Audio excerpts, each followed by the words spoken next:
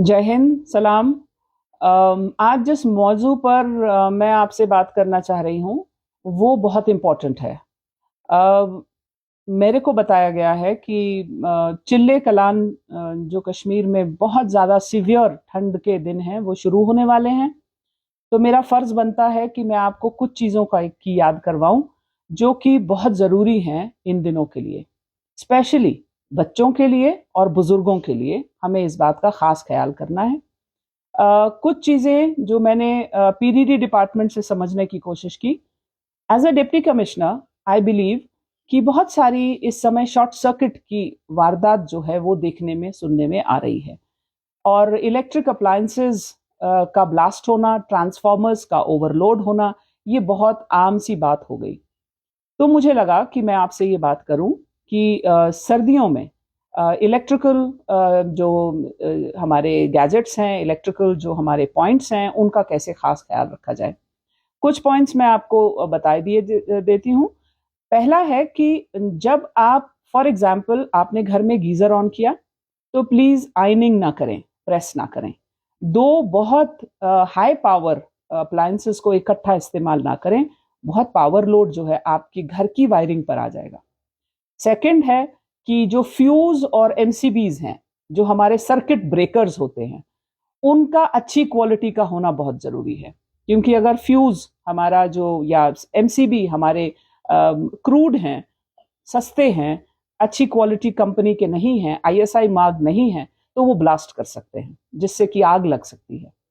Third is बहुत ज्यादा जरूरी कि जैसे पावर कट होता है, और सर्दियों में आप देखते हैं कि पावर कट ज्यादा हो रहा है, बिकॉज हम जाने अनजाने बहुत सारा पावर का लोड ट्रांसफार्मर पर डाल रहे हैं। एक ही घर में 4 से 5 चीजें जो कि हीटिंग अप्लायंसेज हैं, वो इकट्ठा चल रहे हैं। आपके हीट पिलर्स हैं, आपके आपके ब्लोअर्स हैं, आपके एसीज हैं, आपकी प्रेस है, आई एम श्योर गीजर हैं, और जो हमारे किचन में इस्तेमाल करने वाली चीजें हैं वो हैं। तो जब पावर कट हो, मेरी रिक्वेस्ट ये है कि उस समय अपने इंपॉर्टेंट जितने भी अप्लायंसेज हैं उनको ऑफ किया जा सकता है, ताकि जब ज्यादा लोड आ जाए या किसी किसी भी वजह से जब ज्यादा लोड आपकी वायरिंग पर आए, तो उसको वो सस्टेन कर सके। नेक्स्ट इज कि बहुत ज्यादा जरूरी कि डैमेज्ड सर्किट्स, अगर आपके घर में किसी किस्म से तार इंसुलेशन तार की खराब हो चुकी है, आपके पावर पॉइंट्स या स्विच बोर्ड्स ढीले हो चुके हैं, आपकी किसी किस्म की एक्सटेंशन कॉर्ड्स जो कि हम लोग बहुत ज्यादा इस्तेमाल करते हैं, बेहतरीन क्वालिटी नहीं है, तो मेरी रिक्वेस्ट है इमिजिएटली उनको रिपेयर करवाया जाए। उन पर खास तवज्जो दी जाए कि वो लूज ना हो और वो किसी भी तरह से शॉर्ट सर्किट करने की वजह ना बने। मार्केट में ये देखा गया है कि बहुत सारे सस्ते हीटर्स या सस्ते हीटिंग अप्लायंसेस जो कि लोग स्मॉल स्केल में घरों में बना लेते हैं, उनका पाया जाना बहुत कॉमन हो रहा है, जिसके ऊपर हमारा अपना डिपार्टमेंट जो है वो काम कर रहा है, और हम इनको प्रॉपरली इंस्पेक्ट करेंगे कि ऐसा ना हो। मेरी सभी सिटीजन से ये रिक्वेस्ट है कि प्लीज इनको ना खरीदें, बिकॉज थोड़ा सा मॉनेटरी बेनिफिट यानी पैसे में वो सस्ता हो सकता है, मगर उसका नुकसान लंबा जाएगा। अगर किसी वजह से आपके घर में आग लगती है because of the electric circuit, तो ये एक सस्ती आइटम उसका कारण बन सकता है। तो मार्केट में बिक रहे सस्ते आइटम्स को ना खरीदें। बहुत लोग जो ये बात सुन रहे हैं वो ये भी बोल रहे होंगे कि कई जगह पर लोड शेडिंग ज्यादा है।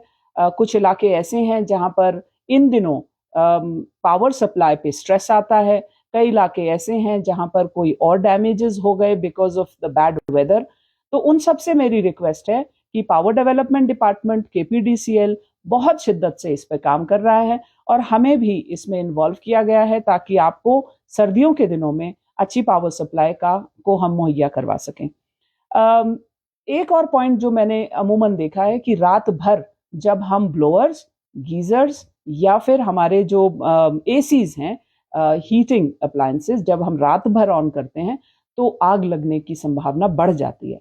यहाँ पर घर जो है लकड़ी का इस्तेमाल ज्यादा करते हैं, तो ये चीज सर्किट का शॉर्ट होना बहुत बड़ा हादसे का कारण बन सकता है, क्योंकि लकड़ी कंबस्टिबल होती है।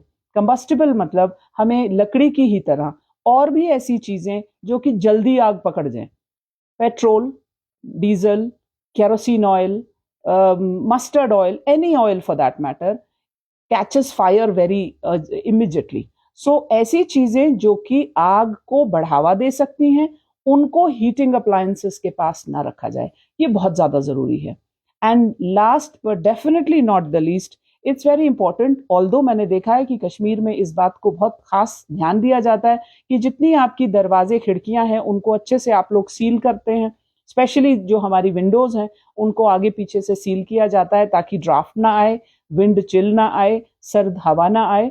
बट फिर भी जब आप एक बारी, ये एक फॉर्मूला मैं आपको सजेस्ट किए देती हूँ कि जब आप कमरे के अंदर वार्म हो चुके हैं, पूरी अच्छी तरीके से आपने एसी वगैरह का इस्तेमाल कर लिया, कमरा गर्म हो गया, फिर उसके बाद आप उसको स्विच ऑफ कर दीजिए. बिकॉज होगा क्या, जब हम बहुत ज्यादा इन अप्लायंसेस का इस्तेमाल करेंगे तो बिजली ज्यादा जाएगी क्योंकि ओवरलोड हो जाएगा. और जब बिजली जाएगी तो उसका खमियाजा जो है वो भी आप लोगों को ही भुगतना पड़ेगा, क्योंकि रिपेयर में फिर टाइम लगता है, फिर उसको रिप्लेस करने में टाइम लगता है. जबकि पूरी तैयारी है, हमारे वर्कशॉप्स में बहुत ट्रांसफार्मर्स, ट्रांसफार्मर ऑयल, जेनसेट, सबकी तैयारी है. उसके बावजूद भी हमारा और आपका एज अ सिटीजन भी ये फर्ज बनता है कि हम इन बातों का ध्यान रखें, ताकि हमारा जो ये सर्द वाला टाइम है, आई एम श्योर मेरी ये पहली सर्दियां हैं जिसमें मैं परमानेंटली कश्मीर में रह रही हूँ, मुझे इसका ज्यादा वो नहीं है इल्म, बट मार्च तक आई एम श्योर आपको बिजली डिपार्टमेंट का साथ देना है ताकि अच्छे से आप लोगों की पावर सप्लाई को हम मेंटेन कर सकें. Thank you. जय हिंद.